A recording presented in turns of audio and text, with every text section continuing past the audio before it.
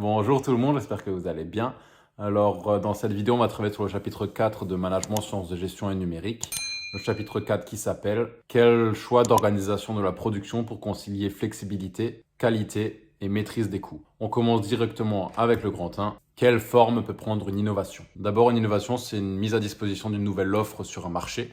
Donc, c'est quelque chose de novateur, quelque chose de nouveau qui est disponible sur un marché. Et une innovation peut prendre deux formes. Soit c'est une innovation de produit. Là, c'est quelque chose de nouveau qui va apparaître sur un bien, sur un produit lui-même. Comme par exemple Samsung quand ils ont proposé le téléphone pliable. Et le deuxième, c'est l'innovation de procédé. Là, c'est quand il y a une nouvelle méthode de travail ou une nouvelle méthode de distribution. Comme par exemple McDo quand ils ont installé leur borne automatique.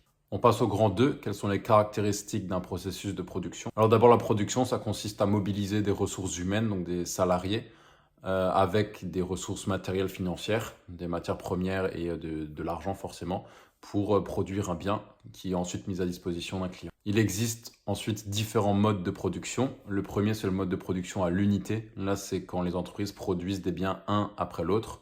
L'exemple le plus simple, c'est la production des avions ou la production des films. On n'en fait pas plusieurs en même temps pour une production. C'est à chaque fois un avion après l'autre ou un film après l'autre. Le deuxième mode de production, c'est en petite ou moyenne série. Là, c'est quand l'entreprise elle produit des produits identiques, mais qu'elle les produit en petite ou en moyenne quantité. Un petit exemple, ça peut être les machines ou les petits outils comme ça qui sont utilisés. Ensuite, la fabrication en grande série. Donc là, c'est la production de produits qui sont identiques, mais que l'entreprise elle produit en grande quantité, comme par exemple les journaux. Et ensuite, une entreprise peut avoir une production en continu. Ça veut dire que la production, elle se fait 24 heures sur 24, il n'y a jamais d'arrêt, ou en discontinu. Et là, c'est quand l'entreprise, elle produit sa production, mais qu'il y a des périodes d'arrêt. On passe au grand 3. Quels sont les différents modes de pilotage de la production? Alors, il existe deux modes de pilotage différents. Le premier, c'est le flux poussé. Ça consiste pour une entreprise à faire toute sa production avant même que le client ait commandé.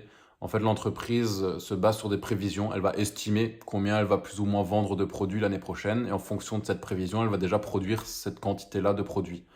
Ça permet plusieurs avantages, mais le premier, c'est surtout que le client ne va pas attendre son produit lorsqu'il va le commander, puisque le produit sera déjà présent, sera déjà construit. Donc, il n'y aura pas d'attente. Mais l'inconvénient, c'est que ça a un coût de stockage, parce que tous ces produits-là, il faut les stocker en attendant la commande des clients.